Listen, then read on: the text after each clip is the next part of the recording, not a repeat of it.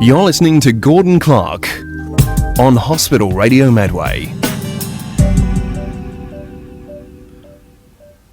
Hello and welcome to Chatterbox, and with me today I have Councillor Howard Doe, who's in one of his many roles, in fact, is Chairman of the Climate Change Advisory Council. Is that just for Medway? Yes, it is. Yes. It's an advisory group and advice academy. Yeah, okay. The reason that I've initiated all this, I was reading Medway Matters. There's a bit in there about climate change. Yeah. And I thought, that looks interesting. I shall make contact and find out what it's all about. One of the things I know that Medway Council back in April 2019, I think it was, and declared the climate emergency. You know, one of the aims was to reduce the carbon footprint along with many other things. And an action plan was put in place subsequently, hoping to make us carbon neutral by 2050. So with that in mind, what are Medway Council's plan of attack, if you like, on climate change? Well, it's a very diverse plan. It's something that, in the history of this is quite simple. Because I'm deputy leader, I suppose, and I do a number of various tasks, the brief for climate change was handed to me, and we got our first action plan together, which took an awful lot of work, because the idea was to give every council employee, to start with, high or low, the involvement in this process. Because the point about climate change, the first point I've made is that climate change isn't you or me or the council, it's everybody. Unless everybody's contributing, then the result is going to be that much poorer. Yeah. Having said that, we have actually made in our first year, which is the report that we saw, in our first year, we've done reasonably well, I think, and that was recognised when there was a comparison site that actually compared all the local authorities, and we were 31 out of a very, very long list. And I asked them to look at the ones, the few that are ahead of us, and what we can learn from that, so we get that right. But we've got a small department working on it, and what they've done so far is we've had some new trees planted.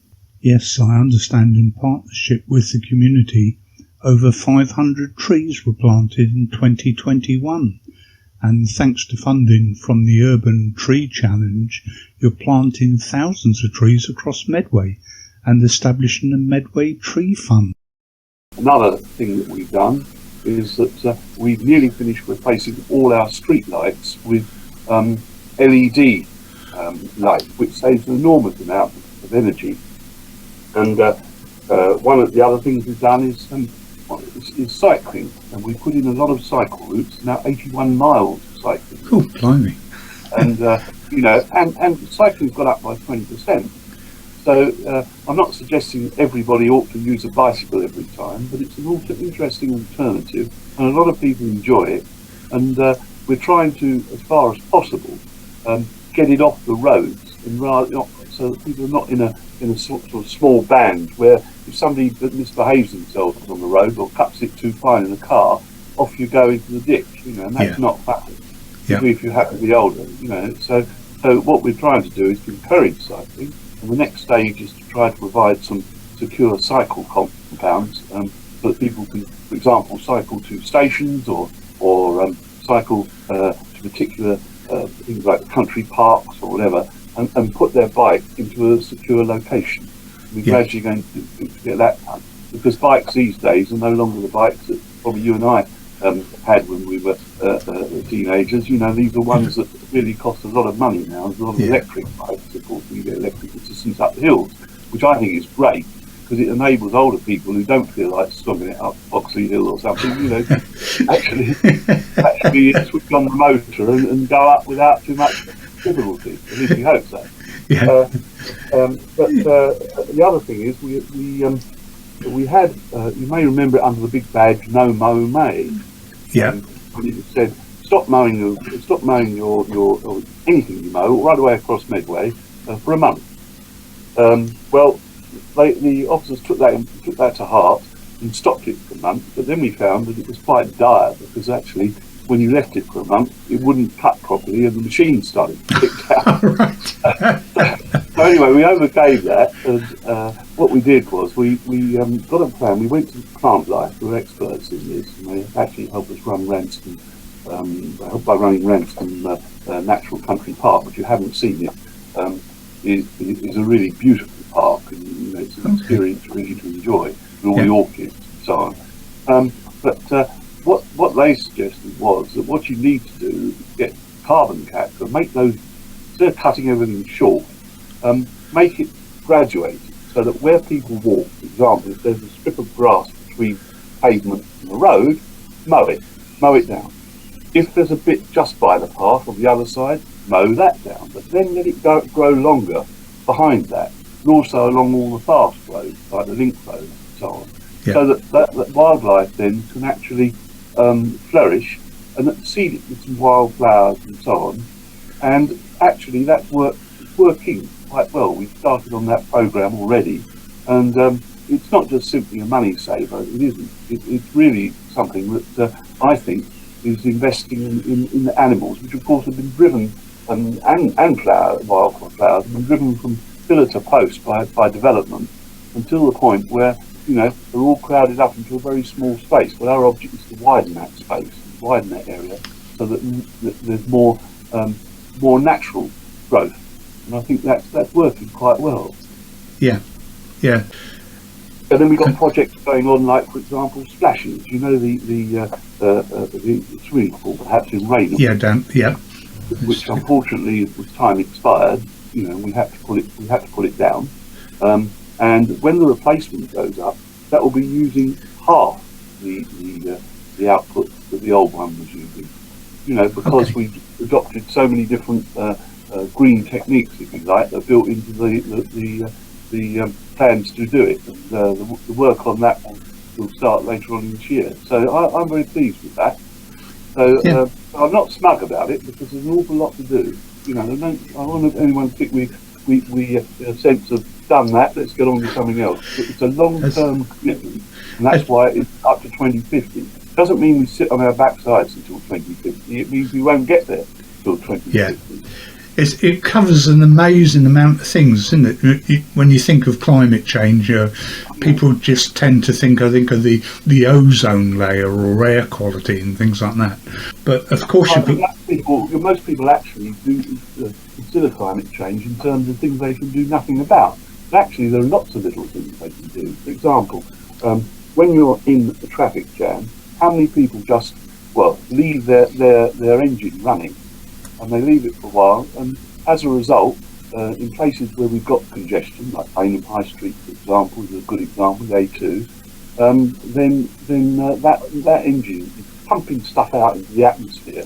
It's all unnecessary. It's not doing them any good. In fact, it's actually wasting a lot of petrol. And some people think, well, if I turn it off and then turn it on again, then actually, that's going to cost me more because I'm starting up. It doesn't. It's not true.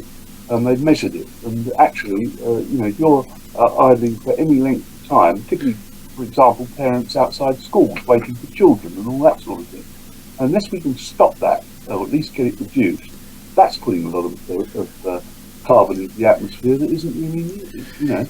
Yeah, so it's all about educating the people, isn't it? To say that that used to be a thing that. People always said, oh, yes, you use more petrol when you're starting up than if you left it running. But of course, that isn't the case, and that's been, as you rightly said, that's been proven so now. It is, and I think the other thing is we've got to learn how to use our energy much more efficiently. One of the things we're looking at already, actually, as a council, is whether we can get a new power system from the water of the Medway. Oh, right. Going through turbines, which would be set relatively near to the water, and actually you gain a lot of energy through that, and then having what is a mini district heating system through it. It will supply some of the larger buildings within a reasonable area, places like Medway Park, that sort of place. Where we actually will get the benefit of the energy there. One of the other things I see, talking about saving energy, if you like, is people's houses. And I see there's a sustainable warmth scheme that Medway Council are doing as well. Well, a lot of people don't know, as you know, there's an awful lot of salesmen in the areas, you know, anywhere that will sell you anything, you know, in a sense of, not all, but I'm sure the majority are very reputable, but there's a minority that can actually engender a bit of distrust, because they say, oh, they'll run me up huge bills, etc., etc. So what we've done is we've got this sustainability scheme where people are invited to take, does involve a little bit of investment up front. There's some government money in it as well. And basically what we want to do is to show people how to use their energy better, you know, the solar energy, the kind of fuels that they use, and so on. And it doesn't have to be accepted. It's not, nobody's going to, for example, rip out the present source of heating their house or scrap their boiler instantly, you know. But when they come to replace then we replace them with something which is much, much better. And we encourage them to do that, and it probably doesn't cost them much more. You know, so those are the sort of alternatives. We're not trying to bully people. What we're trying to do is to sort of show them. Really, the council's role is to show people what is the best treatment, which we try to do. So we sort of, there's an education role in that. It will be, you know, life's all education. And the other thing is to gradually do things that in the environment, the council can see really in its own direct emissions. We only emit 1.4% of the problem. You know, we measured it. So we've got to find the other 95%. Now, some of that is in firms that do business with the council, like the waste disposal stuff and all that. And that is already recycled 41.8% of all that we actually turn out. So I think that's coming on, and that's only done because people are careful. Because we give them the tools to do it, but they're doing it. You know, they're sorting their waste out, and we should improve on that figure. We aim to improve on it each year. But you know, those are the sort of things that we do, and that helps. I mean, it helps generally. Yep. Just you mentioning the rubbish there, I just thought of the rubbish collection lorries, and you know, vehicles in general, council vehicles and that. Are you moving to electric vehicles? Well, we couldn't afford to replace the whole lot all in one go. Yeah. But also there are some vehicles which are not yet available in the electric form. But wherever we come to replace a vehicle, then we are replacing it with something which is as energy efficient as it can be. Yeah. And that's, you know, within reasonable ground. I mean, if something costs, you know, £5,000 as an ordinary vehicle, if you like, and £25,000 as an electric one, you obviously have to think carefully. But, you know, generally speaking, it's not too bad. Same with the buses. We're asking the bus companies, because we don't have our own buses, we're asking people like Arriva and Steve to look at the buses they have and see when it's possible to actually replace them with electric. We're just going to keep on at that. Because we do contribute towards, you know, the cost of some of the journeys and so on, but we are therefore an investor. But we're not by any means a major investor in those companies, and they are, I think, genuinely trying to introduce electric buses, and I think over a period of time that will happen. Yeah, of course. Talking about electric buses, we've got a firm here that make electric buses in BAE Systems. Yeah. They're unfortunately, I don't give them away. That's what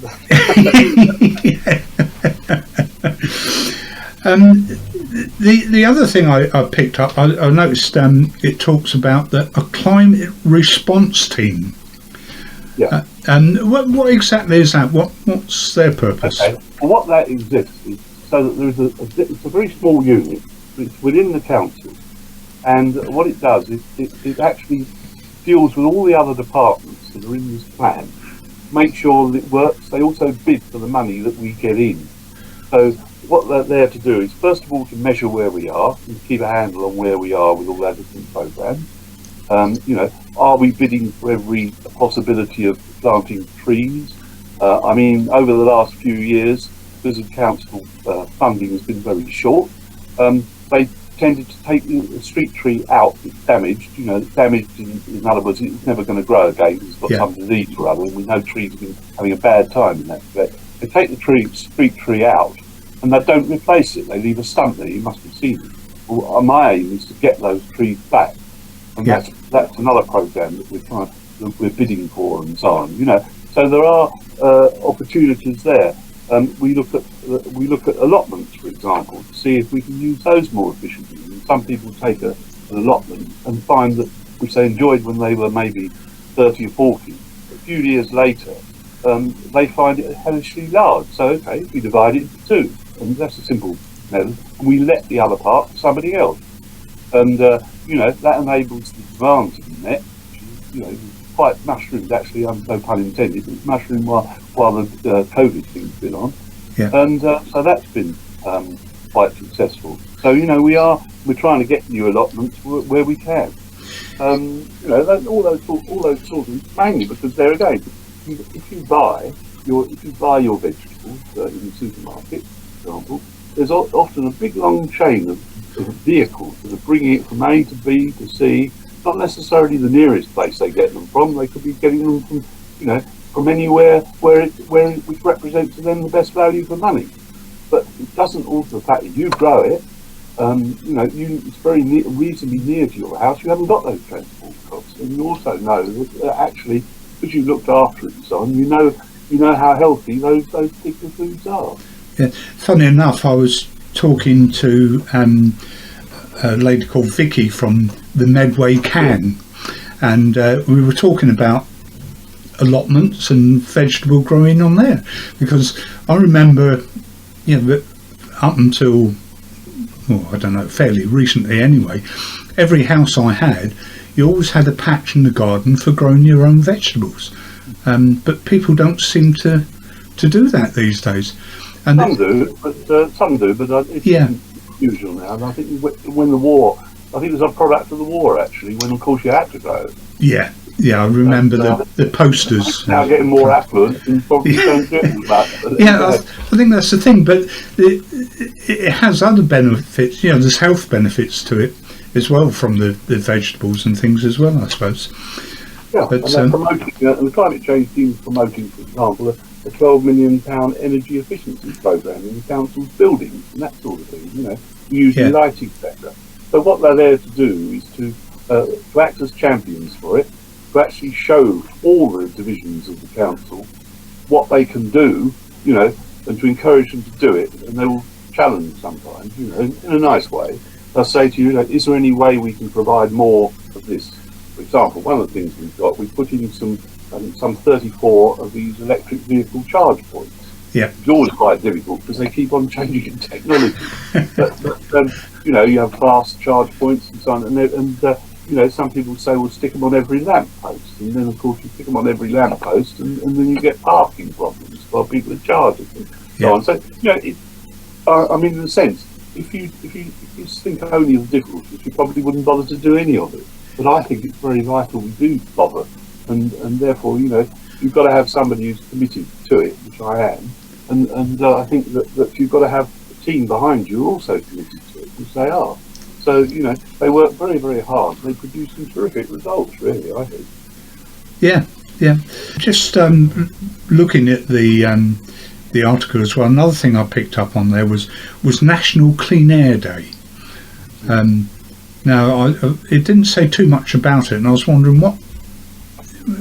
Well, this is, I recall, the government initiative just to but the government is trying to focus on people to really do what they can to clean up the atmosphere. And to do that, they want to actually focus on things like how you heat your home, what sort of car you run, and so on. So that if you come to a choice, it's time to replace your car or that thing. Nobody's telling you you've got to do this, or you've got to do that. But obviously, by the time we get to 2030, we're going to be not able to buy petrol or diesel cars in probability, or at least not new ones. And there's a danger in that, because what it may mean is that a lot of people use the old ones rather longer than they should. Yeah. But because the new ones, obviously, at the moment, are relatively expensive. But and there's certain uncertainties about them well, which I think we've got to gradually overcome. And, you know, the industry's got to overcome that. For example, when you ask, as I did, a car promoter, electric car promoter, well, how long do you get, you know, on one charge? And they said, well, of course, it depends what you do. You know, if you've got your headlights full on, and you've got your radio blaring, and so on, you know, then actually it's a lot less, you know, or significantly less. So, you know, it is quite difficult, and I think people are not yet used to it.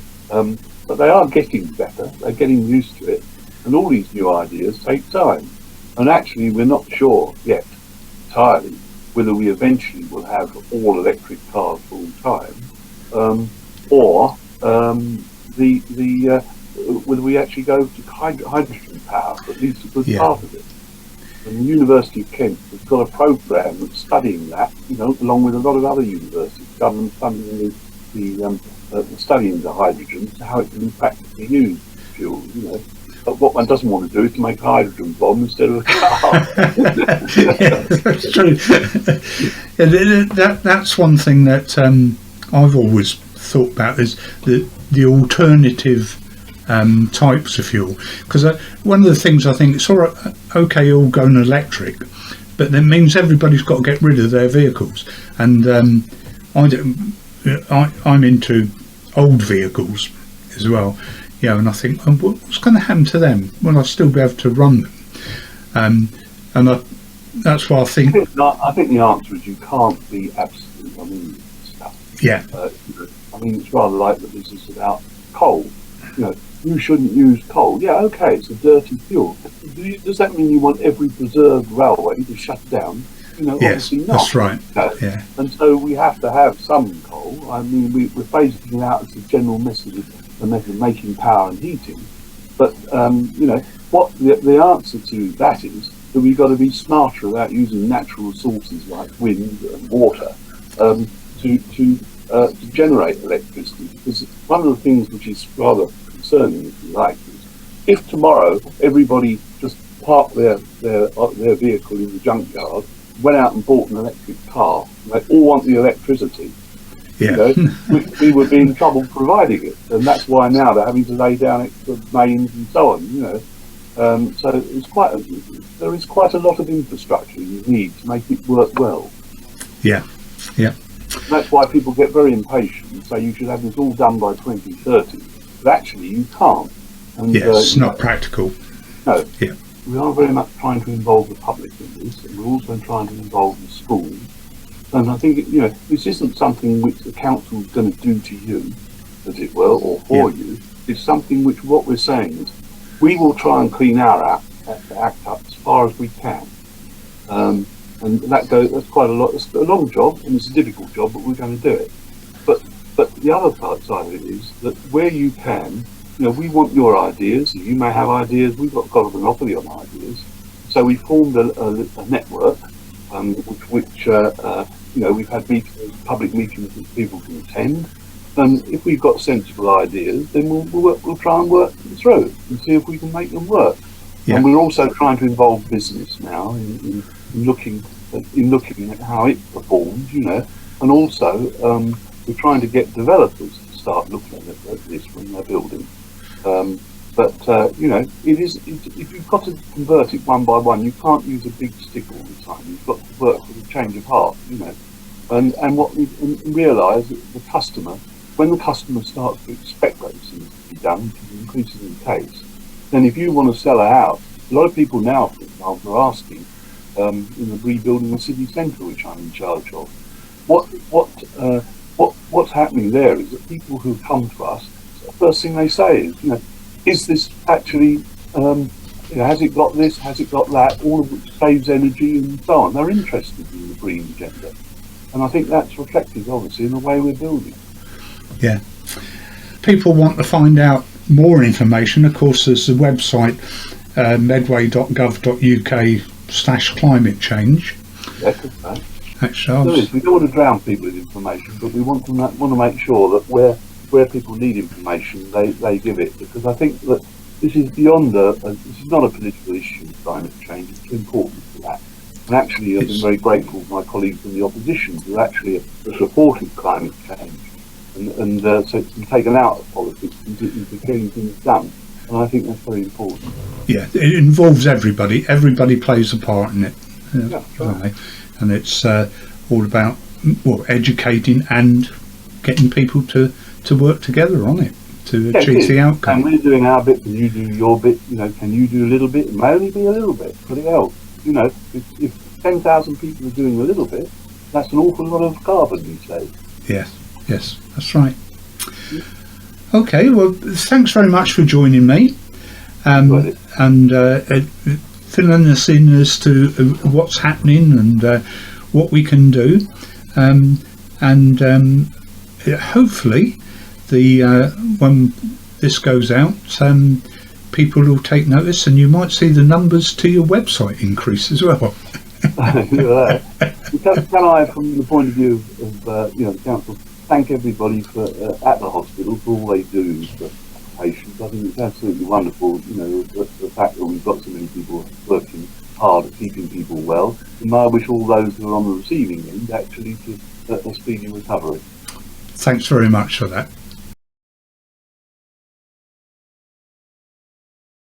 If you'd like to hear more episodes in this series of podcasts, or indeed see our other podcasts, search for our podcast website in your browser, hospitalradiomedway.captivate.fm. There's 4 easy ways to listen to HRM FM. Go to our website at hospitalradiomedway.co.uk and click to listen now. Go to NHS Wi-Fi on your device and find us there. Say, play Hospital Radio Medway to your smart speaker, or switch your radio on and go to 87.9 FM, the radio station for the Medway Maritime Hospital. This is HRM FM.